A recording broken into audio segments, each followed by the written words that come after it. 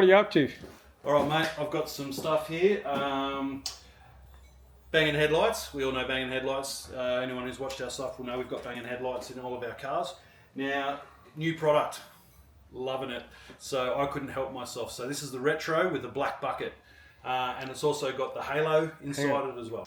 Yeah, so let's take a look. Let's open the box up. All right, so these are called the Resto Mod, I believe. Yep. This is Resto Mod range. Now I've got the halo in here as well, but you can't really see the halo because of the black background and everything, but I'll show you what that all does when we get it wired up. So first thing I notice, seriously, is the quality. We've got a glass lens. Yep. We've got a steel back, you know what I mean? Nice quality fittings. It just feels like a quality product. And I like that there's glass. We've got top here, so we can't mess that up. And yeah, they're just for the main headlight, high beam, that sort of thing. It's just a plug and play. The only thing we'll have to wire in will be the halo and the indicator, which flashes. So the halo will come on white, and then when you turn your indicator on, it will flash orange.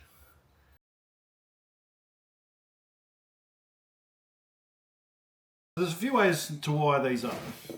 Now, the indicator, you've just got to patch that into your indicator wire that goes to your indicator anyway. So that one's pretty simple. Where with the halo, there's a number of things you can do. So you can have this come on with the park lights. So you can wire this into the park light so that when your park lights are on, the halo is always on. Like I said, it's not a colored halo, it's just a white halo at that point. All right. The other way is you can just have it on a switch, which is the way that I'm going to do it. Because one of the things that George mentioned the other day when we were talking to him was if you want to run them during the day, then your tail lights are on if you have them hooked up to your park lights. So that can be a bit confusing when you're driving with your park lights on during the day because people can't notice your brake lights as much. It's something I hadn't thought of, but it's something that George said, hey, consider this when you're thinking about how to wire it up. And I thought it was interesting, so I just sort of pass that on. Yeah, perfect. Yep, so that's the two ways, off a switch or off the park light, and I guess there are other ways you could just have it come on with the ignition as well if you just hooked it up to an ignition source. So that's really the only thing on that, is just how you'd like to do it. Now I'm going to put it on a switch, a separate switch. The reason I'm going to do that is because I just want to have full control of when it's on and off, and it's as simple as that for me. So yeah. All right, well, let's get into it. All right, first thing, we'll get the old ones out. And yeah, this shouldn't take too long, according to George. So yeah, here's hoping.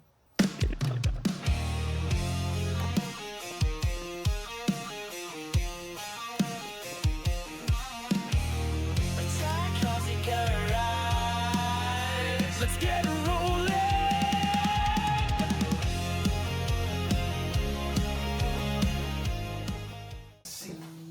Now, what is going on? Because there seems to be a lot of panel vans in here, mate. Oh, well, as people have seen, we've been working on the Cordy. Yep. So the Cordy is now at Anthony's place. Therefore, Anthony didn't have anywhere to put his van because he's only got so big a shed. Yeah, don't forget you screwed them in first and then put the spring in afterwards. Nice.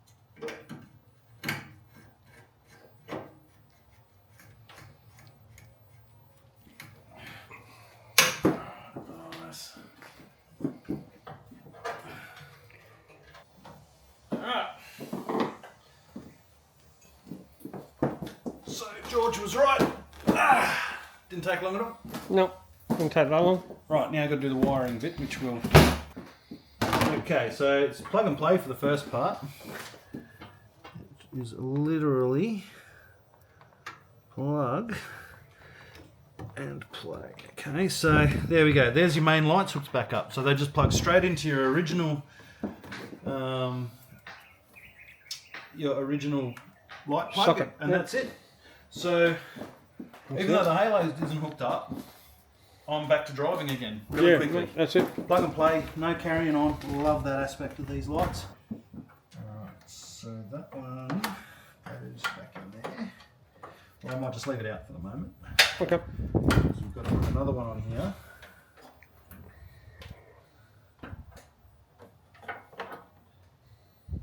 Alright, so let's plug him in.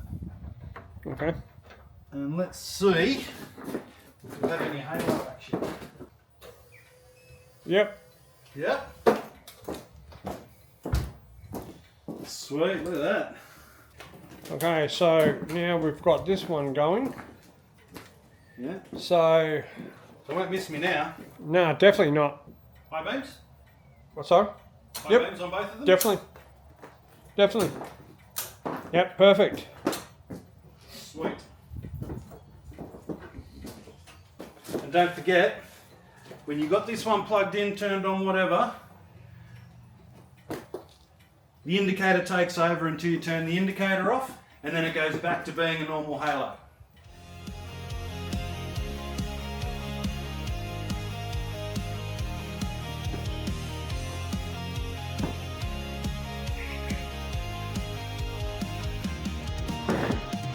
Holding's humming, Ford's on fire. Utes and coupes that never tire. From backyard builds to polished pride, we meet the legends that drive the ride. From car shows. Righto, she's a couple of days later, and check this out. I painted the rings around the lights so they sit in a bit better, and I tinted the indicator lens on the outside so it gave it that more blacked out front end look. And I actually think that's come up pretty good. I think this is a newer indicator lens than the other one, and it looks better than the other one, so I think I might have to shout myself a new indicator lens on this side. But other than that, again, huge shout out to Bangin Headlights, mate. These lights are sick. They look really cool, and it's just added another element to my van, having the blacked out front end, blacked out lights now and everything. I'm super happy. So George, thank you very much, mate. You make a great product. Get on to Bangin Headlights, everyone, because they are so cool, especially with these new black Resto Mod headlights and things like that. George is mixing it up for everybody, so jump in and have a look. We're burning rubber 'neath the Aussie moon. Got merch for mates and stories to share. Shirts and stickers